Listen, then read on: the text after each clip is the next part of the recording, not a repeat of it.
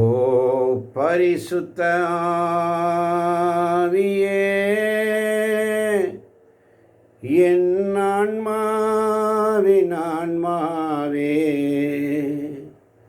உம்மை ஆராதனை செய்கிறோ. இறைவாராதனை செய்கிறோ. நம்மை தாழ்த்தி ஆண்டவர் சமுத்திரம் ஒப்பு கொடுப்போம். வாசிக்கலாம். ஏசாயா 40 அதிகாரம் 29 வசனம். அவர் சோர்ந்து போகார், களைப்படையார், அவரது அறிவை ஆய்ந்தறிய இயலாது. அவர் சோர்வுற்றவருக்கு வலிமை அளிக்கின்றார், வலிமை இழந்தவரிடம் ஊக்கம் பெருக செய்கின்றார். ஆமென். ஒரு முறை கூட வாசிங்க. அவர் சோர்ந்து போகார், களைப்படையார், அவரது அறிவை ஆய்ந்தறிய இயலாது. அவர் சோர்வுற்றவருக்கு வலிமை அளிக்கிறார், வலிமை இழந்தவரிடம் ஊக்கம் பெற செய்கிறார். இந்த நாளின் இறையிறக்கத்தின் செய்தியில் அதுதான் சொல்ற. எதை குறித்து நீ கவலைப்படாது. நாங்களோ சோர்ந்து போகிறோம் ஆண்டவரே. மிக ஆவியாளர் நம்மை பார்த்து சொல்லுகிறார், சோர்ந்து போகாதே, நீ சோர்ந்து போகாதே, அதி சீக்கிரத்தில் நீங்கிவிடும் இந்த லேசான உபத்திரவம், அதி சீக்கிரத்தில் நீங்கிவிடும் இந்த லேசான உபத்திரவம். நானும் சோர்ந்து போக மாட்டோம். இன்னைக்கு ஆவியானவர் கொடுக்குற வார்த்தைகள் பாருங்கள். அதிகாலையில் அவர்கிட்ட கேட்கணும். அடிப்பிச்சை கேட்குற மாதிரி. 38 ஆண்டுகளாக முடக்குவாதத்தால் கோயில் வாசப்படியில் கிடந்த பிச்சைக்காரன் பேதுருவும் யோவானும் வரும்பொழுது ஏதோ கிடைக்கும் என்று அப்படியே கைவிரித்து கேட்குற. ஏதாவது கொடுப்பாங்களான்னு பார்க்குறான். பேதுருவும் யோவான் அவரை பார்த்து, என் சகோதரனே, உன்னிடத்தில் கொடுப்பதற்கு என்னிடம் பொன்னோ பொருளோ ஒன்றும் இல்லை. ஆனால் என்னிடத்தில் இருப்பதை நான் உனக்கு கொடுக்கிறேன் என்று சொல்லி நாசரேயனாகிய இயேசு கிறிஸ்துவின் இனிய நாமத்தில் எழுந்து நட என்ற வார்த்தையை கொடுத்தார். அல்லேலூயா. அந்த வார்த்தையை கேட்ட உடனே துள்ளி குதித்து எழுந்தான். அல்லேலூயா. வார்த்தையை அனுப்பி சுகமளிக்கிற தேவன், வார்த்தையை அனுப்பி ஆறுதல் தருகின்ற தேவன், வார்த்தையை அனுப்பி நம்முடைய குற்றங்களையும் குறைகளையும் மன்னிக்கிற தேவன், உண்மையோடும் நேர்மையோடு அவருடைய சமூகத்தில் இருந்தால் மட்டும்தான் அதை பெற்றுக்கொள்ள முடியும். தன் வார்த்தை வசனங்களை கட்டளை கடைபிடித்து அதன்படி நடக்கிறவர்களுக்கோ நான் பேரன்பு காட்டுவேன். நேற்று மாலை தியானித்தோம். பேரன்பு, அன்பு செலுத்துவது ஒரு புறம், பேரன்பு காட்டுவது மறுபுறம். அதுக்கு அளவே இல்லை. உங்கள் அன்புக்கு அளவே இல்லை, அவருடைய அன்புக்கு அளவே இல்லை. ஆமன் பாந்தவர்களே, வாசிக்கலாம். ஏசாயா 40:31 வசனம்.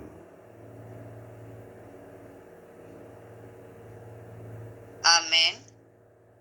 ஆண்டவர் மேல் நம்பிக்கை வைத்திருப்பவர்களோ புதிய ஆற்றல் பெறுவர், கழுகு போல் இறக்கை விரித்து உயிரே செல்வர். அவர்கள் ஓடுவர், களைப்படையார், நடந்து செல்வர், சோர்வடையார். ஆண்டவர் மேல் நம்பிக்கை வைத்திருப்பவர்களோ நம்பிக்கை வைத்திருப்பவர்களோ, நம்பிக்கை வைத்திருப்பவர்களோ புதிய ஆற்றல் பெறுவர். புதிய ஆற்றல் பெறுவர். கழுகு போல் ரெக்கை விரித்து கழுகுகள் போல். எப்படி? கழுகுகள் போல் ரெக்கை விரித்து ஒரு மணி சிங்குலரில் இல்லை, அது அங்கே ப்ளூரல். ஒரு கழுகு மட்டும் இல்லை, கழுகுகள் போல் ரெக்கை விரித்து உயிரே செல்வர். அவர்கள் ஓடுவர். களைப்படையார். நடந்து செல்வர். சோர்வடையார். அல்லேலூயா. ஆமென். அல்லேலூயா. ஆமென். பாந்தவர்களே, ஓடுனாலும் களைப்படையார், நடந்து சென்னாலும் சோர்வு இருக்காது. அவருடைய சமூகத்தில் உண்மையோடும் நேர்மையோடும். ஆனால் இன்னைக்கு இளைஞர்கள் எப்படி இருக்கிறாங்க? வாசிக்கலாமா? ஏசாயா 40:30. ஆமென். இளைஞர் சோர்வுற்று களைப்படைவர். வாலிபர் நிலை தடுமாறி வீழ்வர். ஆமென்.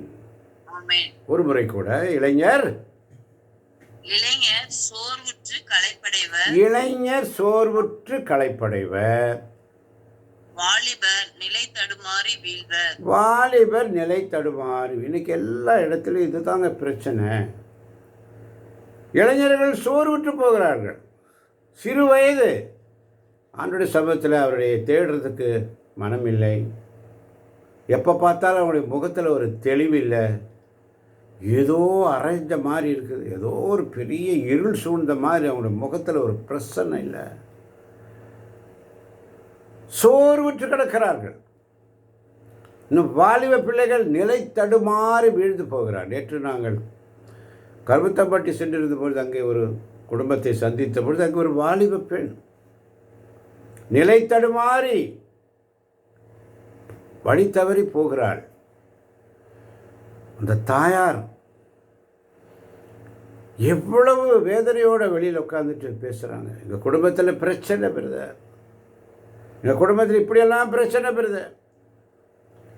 ஆண்டவர் அவர்களை அழைத்தபோது, அவர்களுக்கு எச்சரிக்கை தந்தபோது, பல நேரங்களிலே நம்முடைய வார்த்தைகளின் மூலமாக, இறை வார்த்தையின் மூலமாக எச்சரிக்கை தந்தபொழுது அவர்கள் கேட்கவே இல்லை. இப்போ என்ன நடக்குது? வாலிப பிள்ளை நிலை தடுமாறி போகிறார். இளைஞர்கள் இன்னைக்கு வாலிப பசங்க வீட்டில் இளைஞர்கள் சோர்வுற்று பகலெல்லாம் நல்லா என்ஜாயாக இருக்காங்க. அதிகாலையில் அவங்களுடைய பெற்றோர்கள் எழுந்து உட்கார பழகு. நீ தலை எந்திரிச்சா மட்டும்தான் வால் எல்லாம் எந்திரிக்கும். நீயே சோர்வுற்று படுத்து கிடந்தினா அந்த குடும்பம் எப்படி ரட்சிக்கப்படும்? அந்த குடும்பம் எப்படி எழுந்து நிற்கும்? அந்த குடும்பத்தில் வாலிப பிள்ளைகளை எப்படி தலை துவங்குவாங்க? அந்த வாலிப பிள்ளையுடைய ஃப்யூச்சர் என்னாகும்?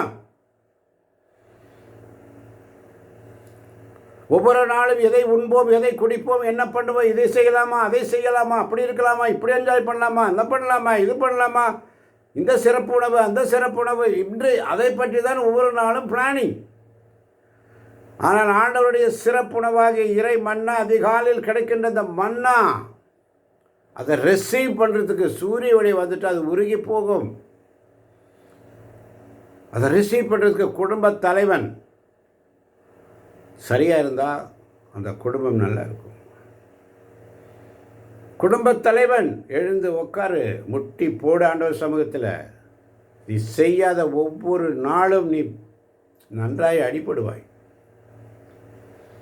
நீ எந்திரிச்சு உட்காந்துன்னா உன் பிள்ளை எழுந்துச்சு உட்காருவான். எங்கள் அப்பாவே தூங்குறாரு, எங்கள் அம்மாவே தூங்குறாங்க, நான் எதுக்கு? இன்னைக்கு பெற்றோர்கள் செய்கின்ற முதல் தவறு அதுதான். நம்முடைய பிள்ளைகளை பிறம்பெடுக்கணும். பிறம்பெடுத்ததுனால தான் நீங்களும் நானும் இன்னைக்கு ஆண்டவர் சமூகத்தில் உட்காந்துருக்குறோம். அல்லேலூயா. நம்மலாம் சின்ன பிள்ளையாக இருக்கும்போது நம்ம அம்மா அப்பா நம்மளை பிறம்பெடுத்தாங்க, எடுத்து அடித்தாங்க. கோயிலுக்கு போகணும், ஜெபம் பண்ணணும், உட்காரணும், ஆண்டவர் சமூகத்தில் இருக்கணும். அந்த சிறு வயதில் நமக்கு கொடுத்த பழக்கம்தான் இன்றைக்கி ஆண்டவர் சமூகத்தில் உட்காந்து ஜெபிக்கிறோம், ஆண்டவருடைய வார்த்தையை தியானிக்கிறோம். அல்லேலூயா.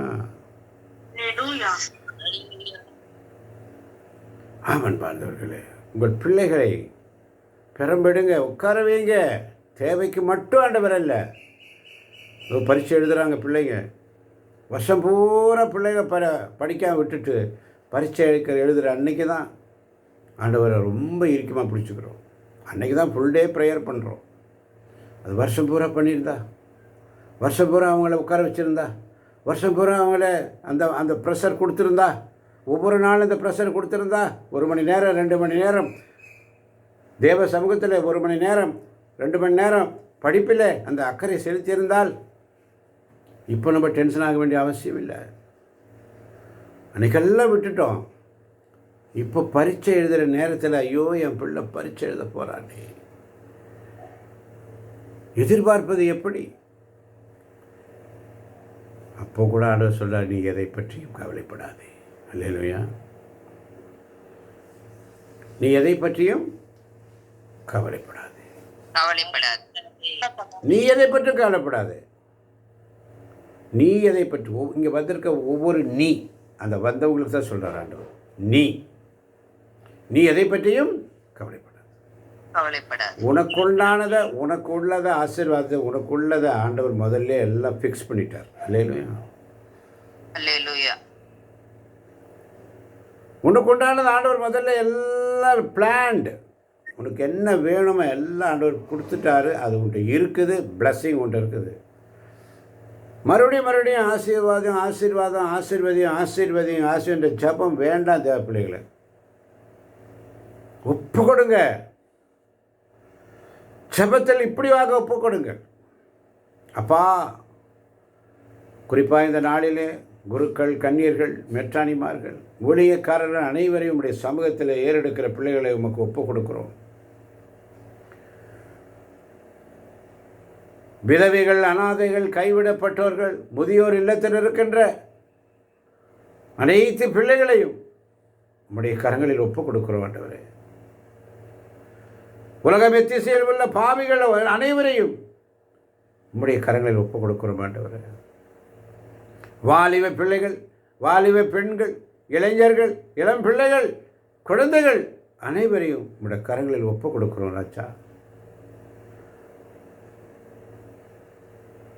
எங்கள் குடும்பங்களில் உள்ள, குறிப்பாக இந்த குழுவை நடத்துகிற ஒவ்வொரு பிள்ளைகளையும், தாங்கி பிடிக்கிற பிள்ளைகளையும், இந்த குழுவை நிலை சாயாமல் தாங்கி பிடிக்கிற பிள்ளைகளை, குடும்பங்களை உடைய கரங்களில் ஒப்பு கொடுக்கிறேன் ஆண்டவரே.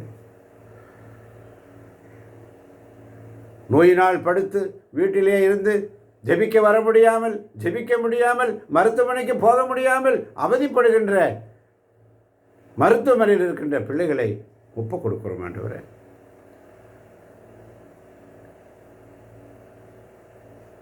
எங்கள் குடும்பங்களில் மரித்து போன ஆன்மாக்களையும், யாரும் நினையாத ஆன்மாக்களையும் ஒப்பு கொடுக்கிறோம் ஆண்டவரே.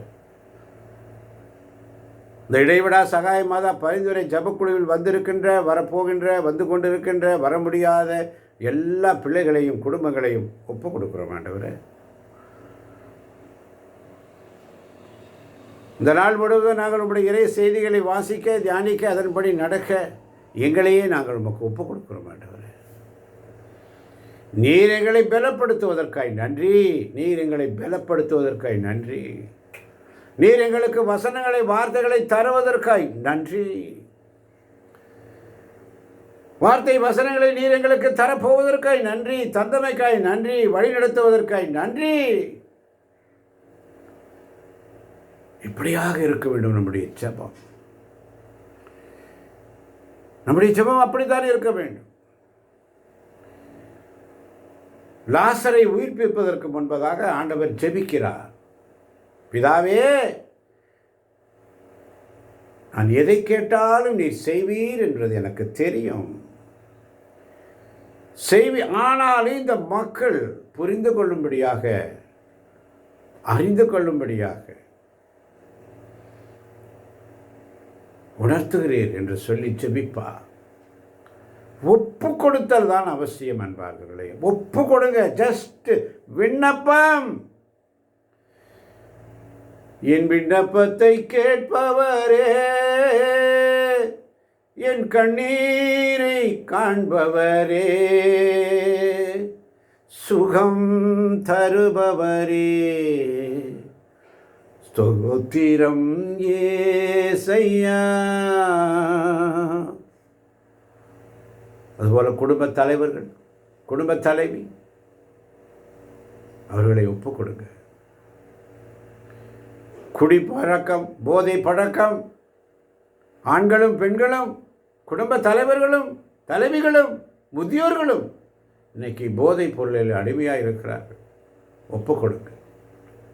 ஒப்பு கொடுக்குற ஆண்டவரே, அவர்களெல்லாம் சமத்தில் ஒப்பு கொடுக்குற. நீங்கள் தொடுங்கப்பா, நீங்கள் தொடுங்கப்பா, ஒப்பு கொடுங்க. மோசேன் அப்படித்தான் சொல்வார். எல்லாம் அவங்க சொன்னதெல்லாம் அப்படியே ஒப்பு கொடுக்கிறார், சமர்ப்பித்தார் என்று வேதத்திலே வாசிக்கிறோம். நேற்று மாலை மிக அழகாக சொல்லி தந்தார். ஒப்பு கொடுத்தல் தான் அவசியம். நீங்கள் ஜெபிப்பதற்கும் கேட்பதற்கும் முன்பதாகவே உங்களுக்கு என்ன தேவை என்பதை அவர் அறிந்திருக்கிறார். அனைத்தையும் செய்து முடிக்கும் ஆற்றல் உள்ளவர் அவர். அப்படி இருக்க, என் மகனே மகளே, நான் உனக்கு என்ன தீங்கு செய்தேன், இதில் நான் குறை வைத்தேன், சிந்தித்து பார்க்க மாட்டாயா? ஒரு குறையும் இன்றி உன்னை ஒவ்வொரு நாளும் வழி நடத்துகிறான். நேற்று வரை உன்னை ஆசீர்வதிக்கவில்லையா? காலையில் எழும்புதல் வரை உன்னை ஆசீர்வதிக்கவில்லையா? மீண்டும் ஆசீர்வாதத்தையே எதிர்பார்த்து நிற்கிறாய். ஆசீர்வதிங்க ஆசீர்வதிங்கன்னு கேட்குறீங்க. ஆண்டவரே, எங்களுக்கு இறை ஞானத்தை கொடுங்க, இறை வார்த்தையை தியானிக்கக்கூடிய ஞானத்தை கொடுங்க. இந்த தவ காலத்தில் எங்கள் குடும்பங்களில் ஒரு மாற்றத்தை கொடுங்க. அநேக போதை பழக்கங்கள், குடிப்பழக்கங்கள் இருக்கிறவர்களை ஒப்பு கொடுங்க. நாசரேயனாக இயேசு கிறிஸ்துவின் நாமத்தில் எழுந்து நட என்று சொல்ல முடியுது. அவன் முடங்கி கிடந்த அந்த முடக்குவாத முடைவன் துள்ளி குதித்து எழுந்தது போல நீ அங்கே ஜெபிக்க ஜெபிக்க ஒப்பு கொடு. நம்ம என்ன செய்கிறோம்? அவங்கள ஆசீர்வதிங்க, இவங்களை ஆசீர்வதிங்க, அவங்கள ஆசீர்வதிங்க, இவங்கள அவங்க என்ன நினைக்கிறாங்க தெரியுமா? ஓ, நீங்கள் தான் எங்களுக்காக ஆசீர்வதிங்கன்னு ஜெபிச்சிட்டீங்களே, நாங்கள் என்னத்துக்கு ஜெபிக்கணும்? இன்றைக்கி கேள்விகள் அப்படித்தான் வருகிறது. ஒரு சகோதரியிடம் பேசும்பொழுது அந்த சகோதரி இப்படியாக சொன்னாள், ஏன் மகளே, ஏன் சகோதரி ஜெபத்தில் உட்கார மாட்டேன்னு கேட்டா, நீங்கள் தான் எங்களுக்காக எல்லா வேலையும் பண்ணிடுறீங்களே, நீங்கள் தான் எங்களுக்காக ஜெபிக்கிறீங்களே, எங்களுக்காக வேலை இல்லையே. ஜெபம், செபி, மனம் மாறுதலுக்காக செபி, ஜெபி, இறை ஞானத்திற்காக ஜெபி, ஜெபி, மறை உண்மைகளை அறிந்து கொள்வதற்காக செபி.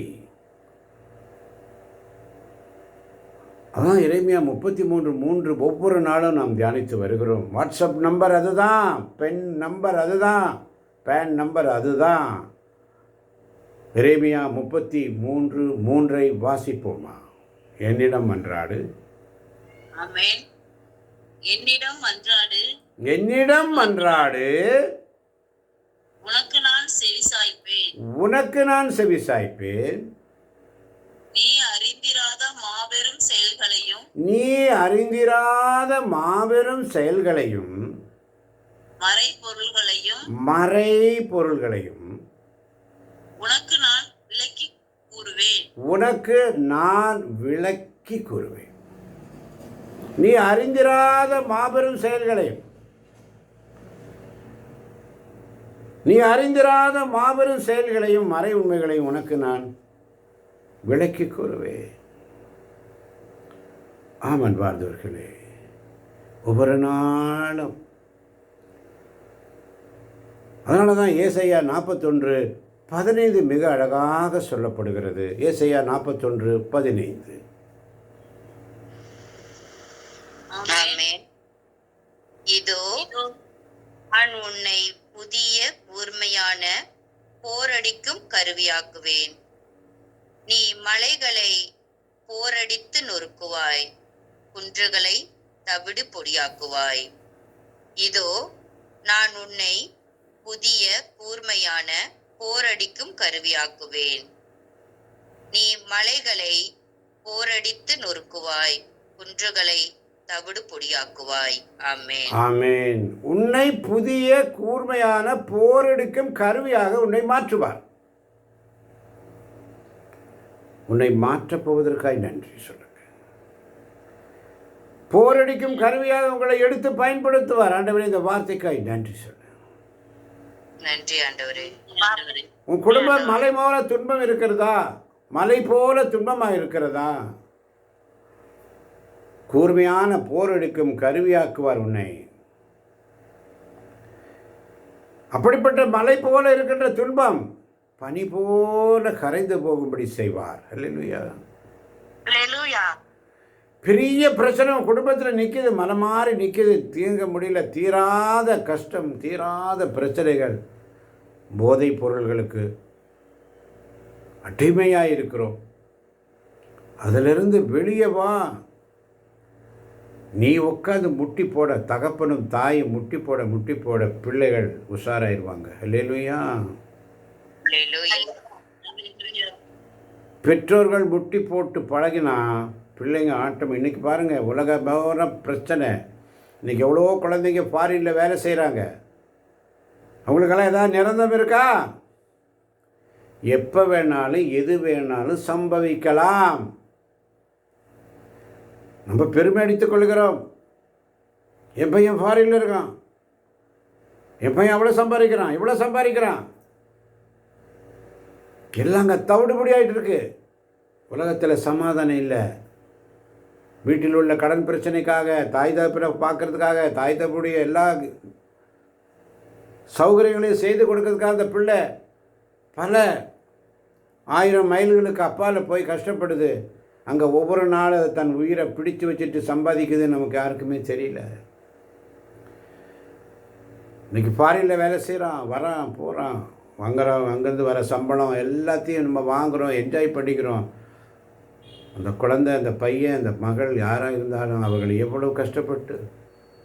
இன்றைக்கி நிலைமை உலக சமாதானத்துக்காக ஒப்பு கொடுங்க.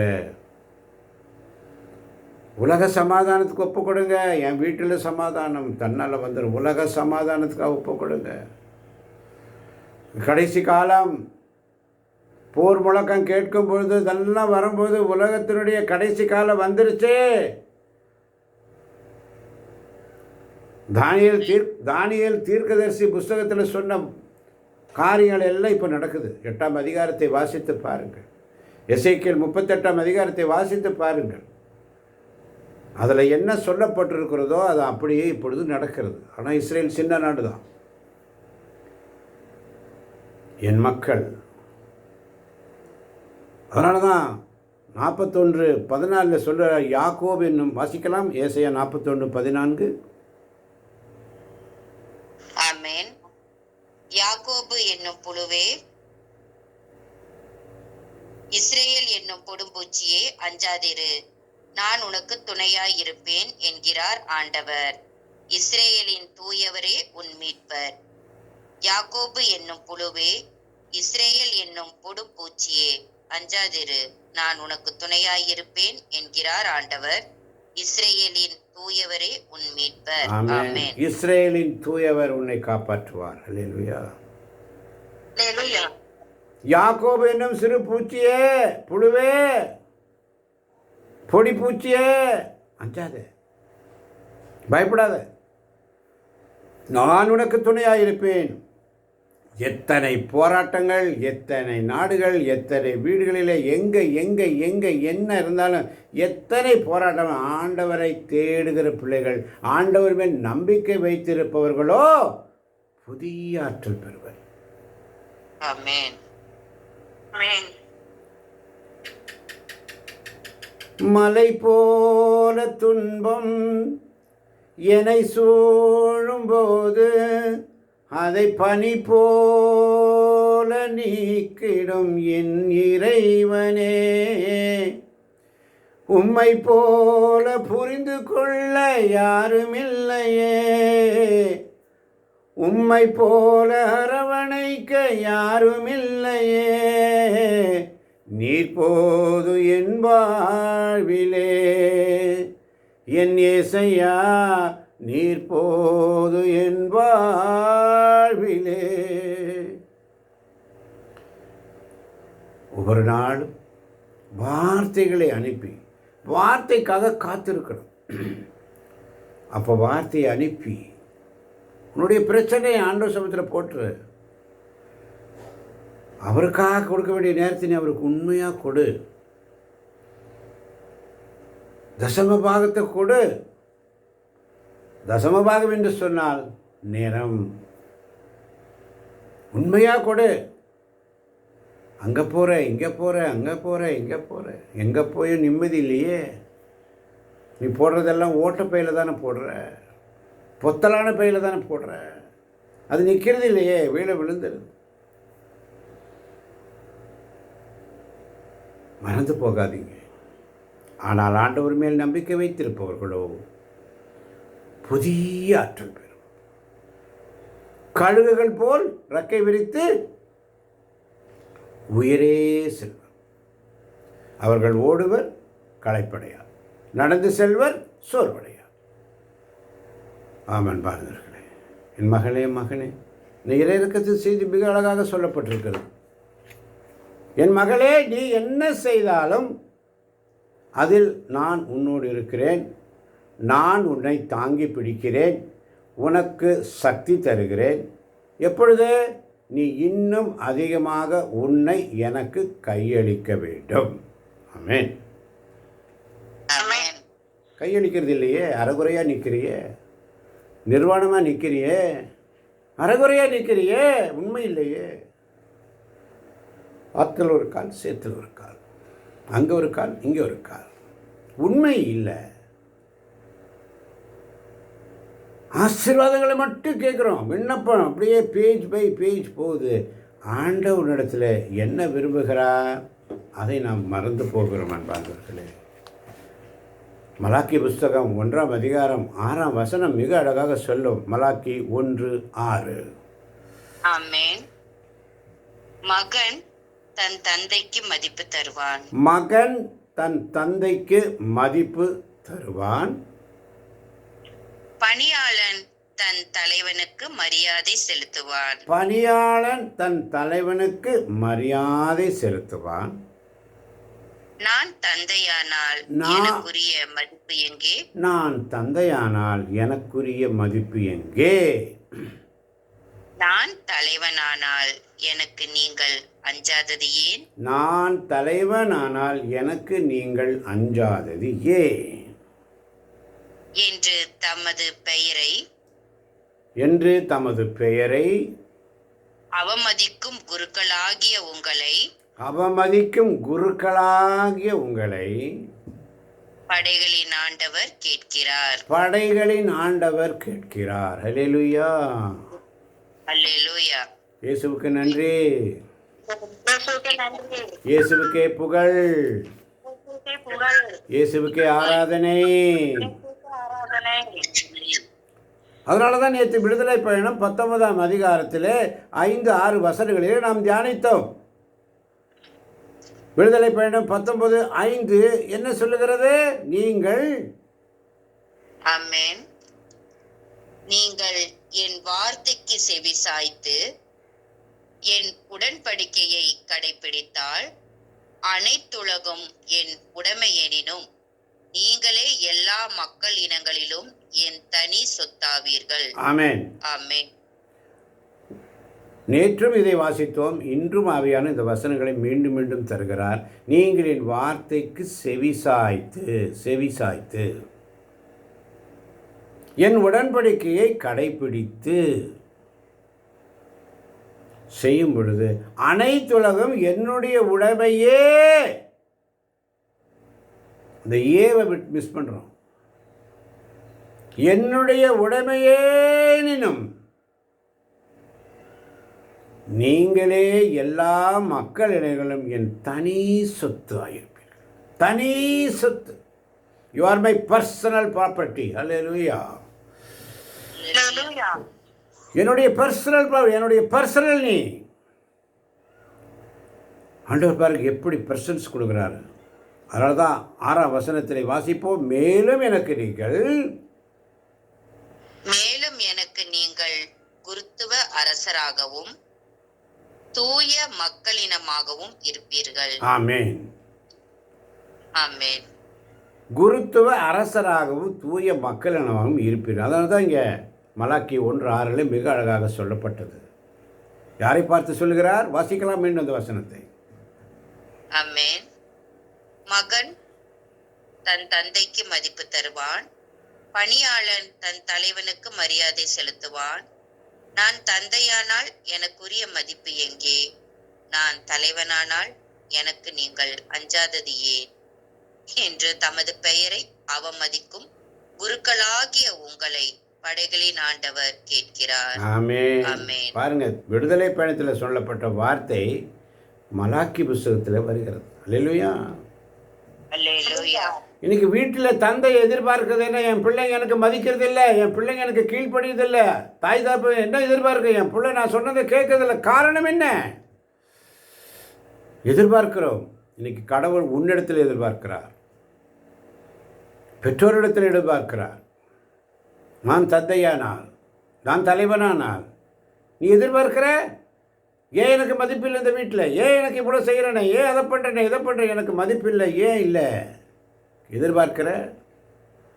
எனக்கு மரியாதையே இல்லை இந்த வீட்டில் எதிர்பார்க்கிற? நான் எவ்வளோ வேலை செஞ்சாலும் எனக்கு ஒரு கொஞ்சம் கூட வேல்யூ இல்லை எதிர்பார்க்கிற? ஆண்கள் சொல்வது நான் இவ்வளோ சம்பாதிக்கிறேன் எனக்கு என்ன மரியாதை எதிர்பார்க்கிற? பெண்கள் சொல்கிறது நான் காலையிலேருந்து சாயங்காலம் வரை 24 மணி நேரம் இந்த வேலை செய்கிறேனே, சம்பளம் இல்லாத வேலைக்காரியாக இருக்கிறேனே, எனக்கு என்ன கிடைக்கும்? எதிர்பார்க்கிறோம். எல்லாரும் எதிர்பார்க்கிறோம். பிள்ளைகளிடத்தில் எதிர்பார்க்கிறோம். என் பிள்ளை என்ன மதிக்கிறதில்லை, என் பொண்ணு மதிக்கிறதில்லை, என் பையன் மதிக்கிறதில்லை, எதிர்பார்க்கிறோம். இன்னைக்கு ஆண்டவர் உன்னிடத்தில் எதிர்பார்ப்பது என்ன? மீகா 6:8 அழகாக சொல்லப்பட்டிருக்கிறது. ஆண்டவரிடத்தில் எதிர்பார்ப்பது, ஓ மானிடா. ஆமென். ஓ மானிடா, நல்லது எது என அவர் உனக்கு காட்டியிருக்கின்றாரே.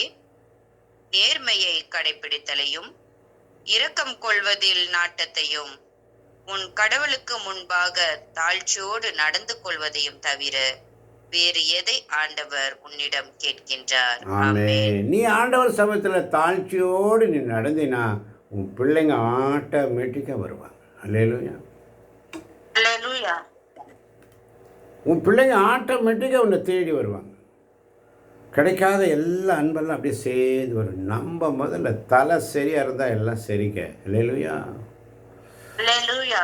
இன்னைக்கு ஒவ்வொரு குடும்பங்களிலே தலை சரியில்லாத காரணத்தினால தான் தலைகீழாக போயிட்டுருக்குது குடும்பம். வெளியில் வா. இந்த தவக்காலத்தில் ஆண்டவர் உனக்கு நல்ல வாய்ப்பை கொடுத்தார். ஆண்டுடைய கோயிலுக்கு போகிறதுக்கும், நற்கனை சந்திக்கிறதுக்கும், சிலுவை பாதை அட்டன் பண்ணதுக்கும், கூகுள் மீட்டில் ஒவ்வொரு நாள் இறை வார்த்தைகளை அனுப்பி உன்னை கேட்கும்படி செய்கிறார். எதற்காக உன்னை அழைத்தார்? எதற்காக உன்னை ஆண்டவர் சமூகத்தில் உட்கார வார்த்தையை கேட்கும்படி செய்கிறார்? புரியாதா? புரிந்து கொள். ஆண்டவருக்கு ஒரு திட்டம் உண்டு. ஒவ்வொரு நாளும் உன்னை அழைத்தவர் உண்மை உள்ளவர். அழைத்தவர் பெயர் சொல்லி அழைக்கிறார். ஆண்டவர் அழைத்தவர் அறிந்தே அழைத்தார். அழைப்பு பெற்றவர்களோ அழைப்பினை இழந்து போனார்கள், சாக்கு போக்கு சொன்னார்கள். அப்போதான் சொல்லுவார், அந்த விருந்து ஓமையில் சொல்லப்படுகிறது. பணியாளர் வந்து சொல்கிறான், அழைக்கப்பட்டவங்க யாரும் வரல, சாக்கு போக்கு என்ன பண்ணுறது? நீ போ, சினமுற்று தெருக்களிலும் வீதிகளிலும் இருக்கின்ற ஏழை வாழை முடவம் முண்டை என்ன இருந்தாலும் எல்லாத்தையும் அழிட்டு வா, எல்லாத்தையும் அள்ளிட்டு வா. பணியாளர் வந்து சொல்கிறான், இன்னும் இடம் இருக்கிறது. அழைப்பு பெற்றவர்களோ அழைப்பை இழந்து போனார்கள். அன்பார்ந்தவர்களே, ஒவ்வொரு நாளும் ஆண்டவருடைய சமூகத்தில் ஆண்டவர் பேசுகிறார். அவர் பேசுகிறத கேட்கணும். அல்லேலூயா. அல்லேலூயா. அல்லேலூயா. அவர் பேசுகிறத கேட்கணும். அவர் பேசுகிறது நம்ம கேட்கறது இல்லை. இடி மாதிரி பேசுகிறாரு. விடுதலை பயணம் 20:18 நாம் வாசித்தோம். மக்கள் அனைவரும் இடி மின்னல்களையும் எக்கால முழக்கத்தையும் புகையையும் மலையும் கண்டனர். கண்டு மக்கள் நடுநடுங்கி தூரத்தில் நின்று கொண்டு மோசையை நோக்கி, நீர் எங்களோடு பேசும், நாங்கள் கேட்போம், கடவுள் எங்களோடு பேச வேண்டாம். மனிதர் பேசுகிறத கேட்குறாங்க, ஆசைப்படுறாங்க. மனுஷர்கிட்ட ஆறுதலை தேடி போகிறாங்க. நீங்கள் பேசுங்க, நீங்கள் சொல்லுங்கள், உங்கள்கிட்ட எனக்கு பதில் கிடைக்கும் என்று சொல்லி போகிறாங்க. கடவுள் எங்களோடு பேச வேண்டாம். இன்றைக்கி அப்படி தான் இருக்கிறோம். எனக்கெல்லாம் தெரியும், எனக்கெல்லாம் தெரியும், எனக்கெல்லாம் தெரியும். பயப்படுறாங்க. நாங்கள் செத்து போவோம் அவர் முன்னால் வந்துட்டா. மோசே மக்களை நோக்கி சொல்கிறார் பாருங்க, விடுதலை பயணம் 20:20 மக்களை நோக்கி. ஆமென். மோசே மக்களை நோக்கி, அஞ்சாதீர்கள். கடவுள் மீது உங்களுக்கு ஏற்படும் அச்சத்தால் நீங்கள் பாவம் செய்யாதிருப்பீர்களா என்று உங்களை சோதித்தறியவே அவர் இவ்வாறு தோன்றினார் என்றார். ஆமென். உங்களுக்கு ஏற்படும் பயத்தினால் நீங்கள் பாவம் செய்யாதிருப்பீர்களா என்று உங்களை சோதித்தறியவே. அவர் இரக்கத்தின் தேவன்.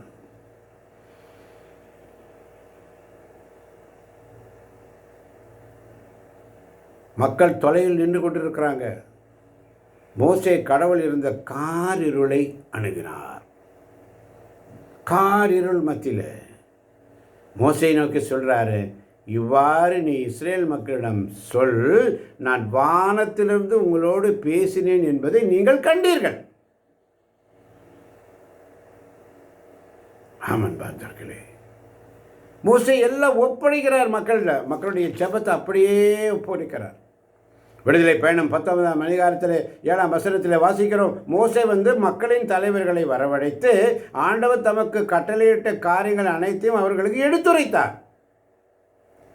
மக்கள் அனைவரும் ஒரே குரலாக ஆண்டவர் கூறியபடியே அனைத்தும் செய்வோம் என்று பதில் சொல்கிறாங்க.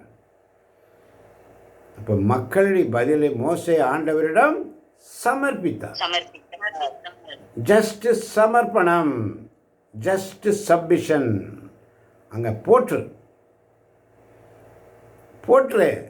என் ஆசீர்வாதத்தை கேட்காத. மீண்டும் மீண்டும் சொல்கிறேன் நான், ஆசீர்வதியும் ஆசீர்வதியும் ஆசீர்வதியும் ஆசீர்வதி. இதுதான் ஜபத்தில் இருக்குதே தவிர ஒப்பு கொடுத்தல் குறைவு. ஒப்பு கொடுங்க. திருப்பாடல் 103 அழகாக சொல்லுகிறது. அதில் வசனத்தை வாசிக்கிறோம். தொடக்க ஜபத்தில் ஒப்பு கொடுங்க. இறை இறக்கத்தின் மன்றாட்டு மாலை சொல்லும் பொழுது ஒப்பு கொடுங்க. ஒப்பு கொடுத்து அவ்வளோதான். அவங்களெல்லாம் ஆசீர்வதிங்க, அதை பண்ணுங்க, இதை பண்ணுங்க, கமெண்ட் பண்ணாதீங்க ஆண்டவர்கிட்ட. தாழ்ச்சுள்ள ஜபம். மோசே என்ன சொன்னார்? அப்படியே அனைத்தையும் செய்வோம், மக்கள் சொல்கிறத அப்படியே என்ன பண்ணுறாரு? சமர்ப்பணம்.